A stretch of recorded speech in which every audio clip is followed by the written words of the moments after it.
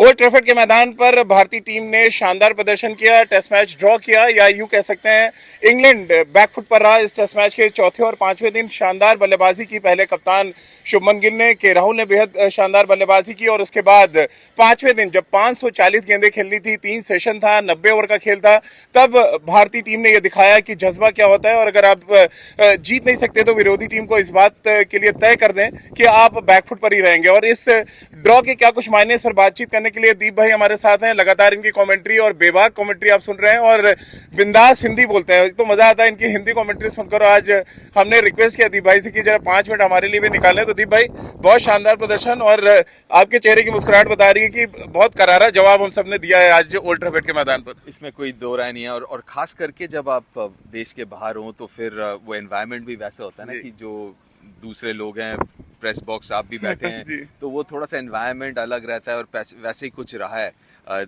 Day 2 day 3 अगर आप देखेंगे तो एनवायरनमेंट थोड़ा सा अलग रहा है, थोड़ा सा हम लोगों को थोड़ा चुपचाप रहना पड़ता है। लेकिन जिस तरीके से भारतीय टीम ने चौथे और खासकर पांचवें दिन खेल के निकाला इस टेस्ट मैच को, ड्रॉ बेशक आप कहेंगे लेकिन आप ये किसी जीत से कम नहीं है ये ड्रॉ। और फिर तभी वो मुस्कुराहट आपके चेहरे पे, मेरे चेहरे पे वो दिख रहा है, क्योंकि थोड़ी बहुत चुप करने का मौका मिला है इन लोगों को। और दीप भाई, वैसे भी बहुत हिस्टोरिकल ग्राउंड है, लेकिन एक जो चर्चा की शुरुआत, तो हम सब प्रेस बॉक्स में बैठे थे कि 1990 में सचिन ने यहाँ पे 100 किया और टेस्ट मैच ड्रॉ किया था।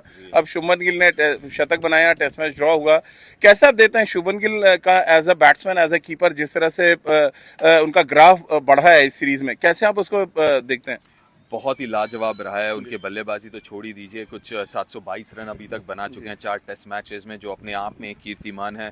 तो वो जिस तरीके से बैटिंग की, और क्योंकि काफ़ी सवाल पूछे गए थे कि सेना कंट्रीज़ में शतक नहीं है, उनके रन नहीं है, शतक छोड़िए 4 शतक बना दिए उन्होंने 4 टेस्ट मैचेस में। तो एक चीज़ तो है, जो कप्तानी है वो रिस्पॉन्सिबिलिटी कह लीजिए, वो इनको रास आ रही है, ये तो एक चीज़ भाई। हमारे यूपी में कहावत है, आप क्योंकि आप इलाहाबाद को जानते हैं अच्छे से, हमारा कहते हैं किसी बदमाश बच्चे को सही करना है उसको मॉनिटर बना दें। तो क्या कुछ वो कहावत ठीक लग रही है आपको? खैर उतनी बदमाशी भी नहीं करता शुभमन, तो शायद वो पूरी तरीके से ना बैठे शुभमन पे, लेकिन रास आ रहा है उनको कप्तानी, इसमें कोई दो राय नहीं है।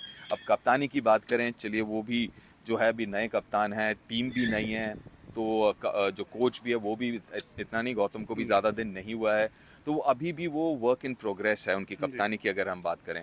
ठीक है, कुछ डिसीजन ऐसे लिए शायद जो मैं अग्री नहीं करता, लेकिन मेरा ये शुरू से मानना रहा है कि क्योंकि नए कप्तान हैं और ट्रांजिशन के दौरान है, सेट टीम नहीं है, तो थोड़ा सा हमें पेशेंट रहना होगा उनके साथ और इस टीम के साथ, और वो बहुत ज़रूरी है। वो सपोर्ट जो है, जो हम फैंस दे सकते हैं, वो बहुत ज़रूरी है। आखिरी 3 सवाल, क्योंकि दीप भाई को फटाफट निकलना है।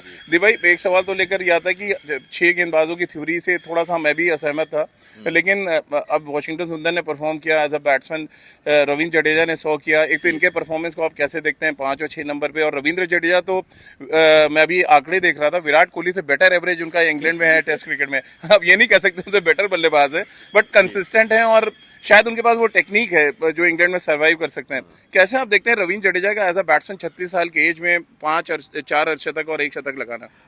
देखिए, जो कंसिस्टेंसी की आपने बात की, और ये तो इस सीरीज़ में तो बहुत ही अच्छा उन्होंने किया है, लेकिन अगर इसके पहले भी अगर उठा के आप देख लें देश के बाहर, तो उनके परफॉर्मेंसेस बल्ले के साथ काफ़ी अच्छे रहे हैं। तो जैसे आपने कहा, मुझे बस एक चीज़ ये देखना है कि कितना कॉन्फिडेंस ट्रांसलेट होता है टीम मैनेजमेंट के ऊपर।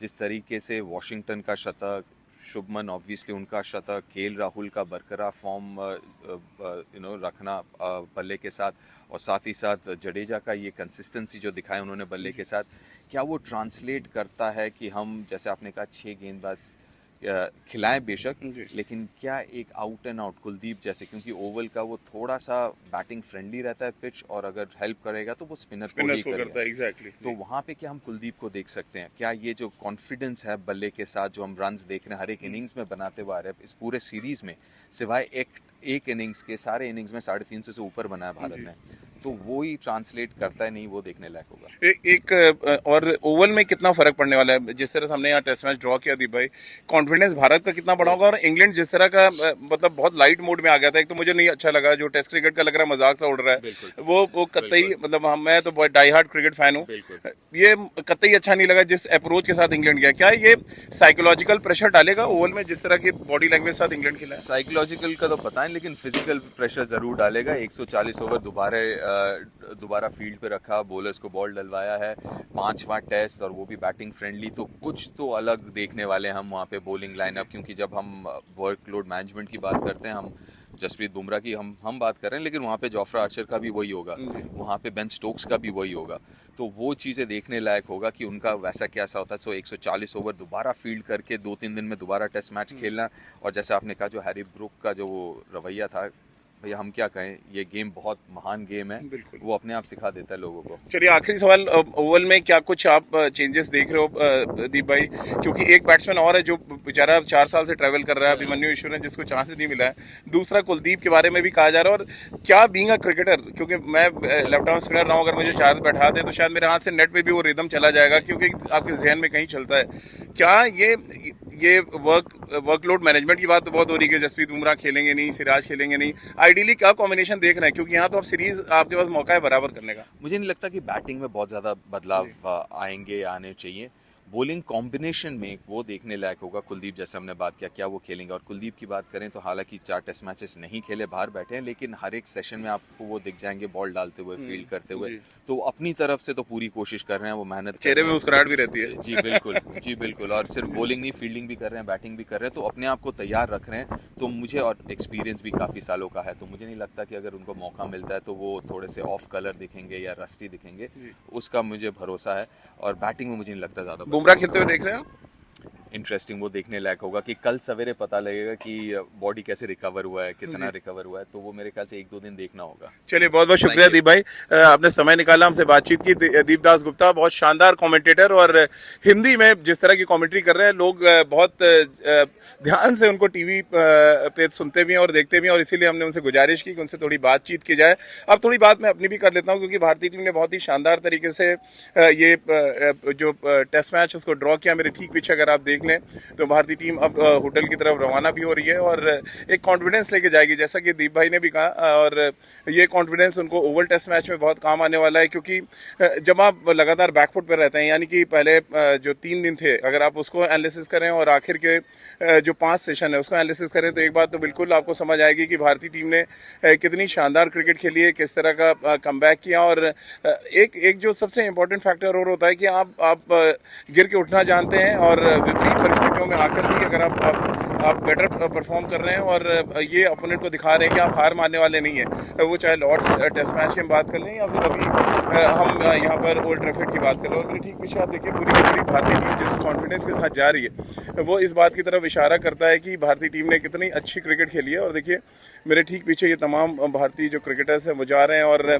इन्होंने शानदार प्रदर्शन किया, और ये डिज़र्व भी करते हैं कि इनके लिए ताली बजे। और जिस तरह से ये टेस्ट मैच निकाल के ले गए, हमारे लिए तो ये टेस्ट मैच जीतने की तरह है, क्योंकि भारतीय टीम की अगर बात करें तो जो पहले 3 दिन थे, अगर वहाँ पे देखेंगे तो आप 350 रन बनाने के बाद फिर इंग्लैंड 650 रन बना देता है, 600 के ऊपर, और फिर वहाँ से भारतीय टीम ने जिस तरह का कमबैक किया वो बेहद लाजवाब रहा। और इसी वजह से जैसा दीप भाई ने कहा कि ये जो ड्रॉ टेस्ट मैच है वो बहुत कुछ दे के जाएगा भारतीय टीम को। और इंग्लैंड ने जिस तरह से इस मैच को क्लोज किया, उसकी उम्मीद तो बिल्कुल ही नहीं करी होगी भारतीय टीम की, जिस तरह से वो बाद में मैच को छोड़ दिया उन्होंने, और हैरी ब्रूक्स जिस तरह की गेंदबाजी कर रहे थे, वो एक तरह से लग रहा है कि मौखौल सा उड़ा रहे हैं टेस्ट क्रिकेट का, जो नहीं होना चाहिए था। तो एक बार फिर मैं आपको दिखाता हूँ मेरे ठीक पीछे किस तरह से देखिए पूरी की पूरी भारतीय टीम बहुत खुश मिजाजी से जा रही है।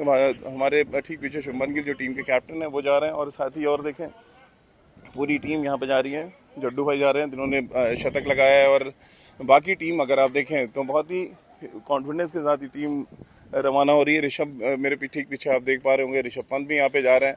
तो ये जो प्लेयर्स जा रहे हैं धीरे धीरे, ये बहुत बड़े कॉन्फिडेंस के साथ जा रहे हैं, इसमें तो कोई शक की बात नहीं है। एक बार फिर मैं आपको दिखाता हूँ, ये पूरी टीम देखिए किस तरह से यहाँ से रवाना हो रही है, एक कॉन्फिडेंस किट बैग में लेके वो अपने जा रहे हैं, इसमें कोई शक नहीं है। और ये देखिए पूरी और भारतीय की टीम यहाँ पर अब आ रही है धीरे धीरे, मेरे ठीक पीछे आप देखते जाइए। और ये बहुत ही शानदार क्रिकेट खेल कर यहाँ से जा रहे हैं, इसमें तो कोई शक नहीं है।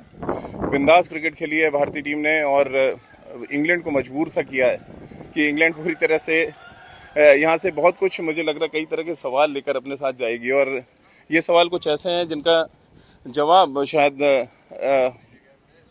इंग्लैंड को सिर्फ 3 दिन में ढूंढना है। क्योंकि देखिए भले ही सीरीज में वो आगे चल रहे हैं एक दो से, लेकिन एक बात तो तय मानिए कि आगे चलने का उतना फ़ायदा मुझे नहीं लग रहा है कि इंग्लैंड को होने वाला है। क्योंकि अगर आप सही मायनों में पूरी सीरीज़ का एनालिसिस करें तो इंग्लैंड शायद 3-0 डाउन होना चाहिए था, या मे बी 3-1 आप कह सकते हैं। लेकिन यहाँ पर जिस तरह से भारतीय टीम ने प्रदर्शन किया, वो अगर आप लॉर्ड्स टेस्ट मैच में एक जो कहते हैं ना एक बैटिंग में कोलैप्स हुआ, उसको अगर हटा दें तो क्या कमाल की क्रिकेट खेली है। एक बार फिर आपको दिखाते जा रहे हैं, देखिए पूरी टीम मेरे ठीक पीछे आपको दिख रही है। गौतम गंभीर जा रहे हैं, सुधांशु कोटक गए मेरे ठीक पीछे। और ये वो भारतीय टीम है जिसने ओल्ड ट्रैफर्ड के मैदान पर इतिहास रचा है, टेस्ट मैच ड्रॉ किया। और ड्रॉ हम सबके नज़र में ड्रॉ नहीं है, टेस्ट मैच एक तरह से भारतीय टीम ने जीता है। क्योंकि अगर आप सेशन वाइज देखें तो सेशन वाइज भी अगर लास्ट के 5 सेशन आप देखें तो 5 सेशन भारतीय टीम ने अपने नाम किया। और ये एक बहुत बड़ी उपलब्धि है भारतीय टीम के लिए, एक ऐसे मैदान पर जहां 2014 में हम टेस्ट मैच हार गए थे। इसके अलावा यहां पर हमने कभी टेस्ट मैच जीता नहीं था। तो ड्रॉ भले ही हमने किया, लेकिन ड्रॉ करने के साथ साथ एक बड़ी उपलब्धि भारतीय टीम अपने नाम करने में कामयाब रही है। और इस उपलब्धि से फ़ायदा ये है कि अब सीरीज़ खुली हुई है, सीरीज़ आप 2-2 के से बराबर कर सकते हैं। ओवल टेस्ट मैच में सही कॉम्बिनेशन, जैसा कि दीप भाई हमारे शो पे कह के गए, सही कॉम्बिनेशन आपने खिलाया है, सही टीम खिलाई, तो फिर जीत जो है आपसे बहुत ज़्यादा दूर नहीं होगी। तो इस उम्मीद के साथ कि ओल्ड ट्रैफर्ड में जो 5 सेशन भारतीय टीम ने खेले हैं, उस सेशन को आगे भारतीय टीम कंटिन्यू करेगी। शानदार तरीके से उन्होंने इस मैदान पर टेस्ट मैच को ड्रॉ किया। वॉशिंगटन सुंदर बधाई के पात्र हैं, रविंद्र जडेजा बधाई के पात्र, शुभमन गिल कप्तान जिन्होंने चौथा शतक लगाया इस मैदान पर, वो बधाई के पात्र। और लगातार पूरी टीम को यहाँ पर ढेर सारी बधाई। क्योंकि देखिए लॉर्ड्स टेस्ट मैच हारने के बाद यहाँ आना, और फिर जिस तरह से यहाँ पर हर दिन निकला है, अगर आप देखें ओवरकास्ट कंडीशंस में टॉस हार गए, आपको पहले बैटिंग करना, तमाम चीज़ें होती चली गई। और इन चीज़ों के बीच में अगर भारतीय टीम आके टेस्ट मैच को ड्रॉ करके जाती है तो फिर बहुत बड़ी उपलब्धि है। और हम सब उम्मीद करेंगे कि इस फॉर्म को भारतीय टीम आखिरी टेस्ट मैच में भी कंटिन्यू करेगी। तो ओल्ड ट्रैफर्ड मैदान से मेरी इस खास पेशकश में फिलहाल इतनी।